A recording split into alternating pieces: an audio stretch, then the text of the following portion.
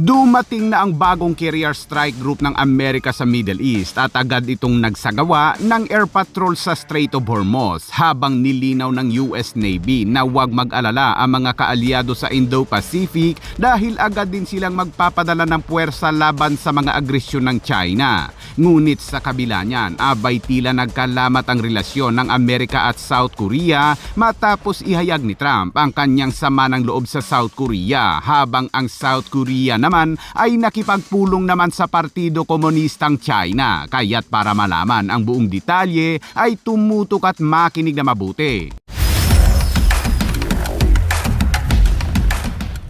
Kinumpirma ng US Central Command kahapon na dumating na sa gitnang silangan ang bagong carrier strike group nito na pinangungunahan ng USS George Washington at kasalukuyan na umano itong tumatakbo sa CENTCOM Area of Operations. Dumating ang carrier strike group sa Arabian Sea sakay ang carrier Air Wing 5 na nagpapatakbo sa 4 na skwadro ng mga fighter jets o 48 strike fighters at 5 skwadro naman ng specialized fixed wing at air support, habang hindi nabanggit ng CENTCOM ang mga kasamang warship nitong Nimitz class na USS George Washington, pero may ilang mga ulat na posibleng mga R-Labor class at Tecondera class na warship ang mga kasama nito. At sa isang footage na inirelease ng CENTCOM ay ipinakita nito ang kanilang mga F-16 fighter jets kasama ang KC-135 Stratotanker at KC-46 Pegasus na lumilipad sa itaas ng strait.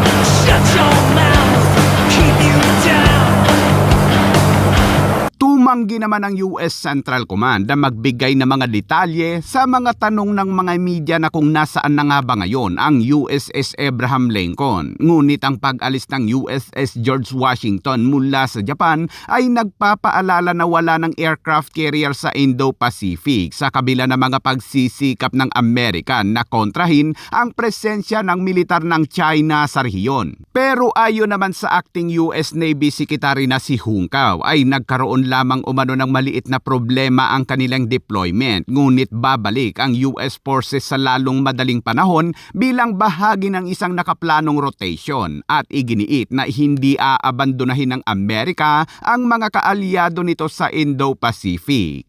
Samantala, ilang araw matapos ipag-utos ni Trump na bawasan ng mga military exercises sa South Korea dahil sa pagkondina ng North ay tumugon na ang South Korea sa Amerika. Ayon sa Pangulo ng South Korea na si Lee Jae-myung ay tinatanggap niya ang desisyon ni Trump na bawasan ng mga magkasanib na pagsasanay militar na ikinakatwira na ang nabawasang tensyon ay maaaring magbukas muli ng dialogo sa North Korea. Ngunit sa isang speech ni Trump, abay tila nagiba ang tono nang ihayag nito na mayroon pala itong sama ng loob ng talikuran umano siya ng South Korea. Ani Trump ay hindi siya masaya sa pag-abandona sa kanya noon ng South Korea noong panahong nakikipagyera siya sa Iran na ang hiling lamang umano niya ay mag-escort ang South Korea sa mga commercial vessels na tatawid sa Strait of Hormuz. Pero ang sagot daw sa kanya noon ng South Korea ay hindi sila interesado na tulungan si Trump sa Strait of Hormuz kahit na yan ay pinapayagan ng Amerika na makadaan sa blockade ang kanilang mga oil tanker. Kaya't ngayon ay binawasan umano niya ang mga pagsasanay militar na nakakainsulto umano sa taong mabait sa kanya. Si Paring Kim ang tinutukoy niya. I was not happy when South Korea said no, they're not interested in helping us with the Hormuz Strait, and yet they get 60% of their oil from the Hormuz Strait. I said, would you like to help us? He said, no, thank you. I said, that's nice, please, thank you.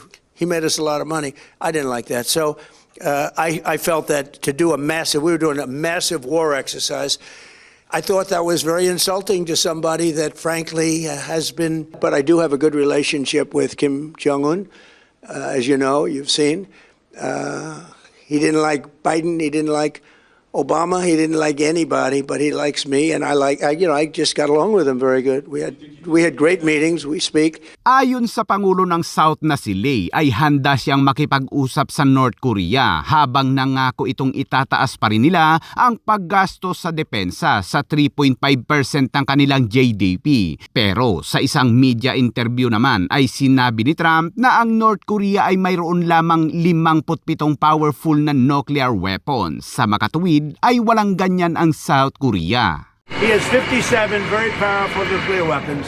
Sa kabila niyan, ang Pangulo ng South Korea na si Lee Jae-myung abay nakipagpulong kay Chinese Foreign Ministry na si Wang Yi. Sa isang pahayag, sinabi ni Wang Yi na miyembro rin ng Political Bureau ng Komite ng Sentral ng Partido Komunistang China na umaasa siyang matatag na ipagpapatuloy ng South Korea ang isang palakaibigang patakaran patungo sa China at itinuturing ang pagtatag ng diplomatikong relasyon sa pagitan ng dalawang bansa ay isang pagkakataon upang makagawa ng mas malaking pag-unlad sa estratehikong pakikipagsosyo sa kooperasyon ng China at South Korea. At dagdag na balita mga kabayan ay patuloy pa rin ang pagbenga ng Israel sa mga kalaban nito sa Lebanon.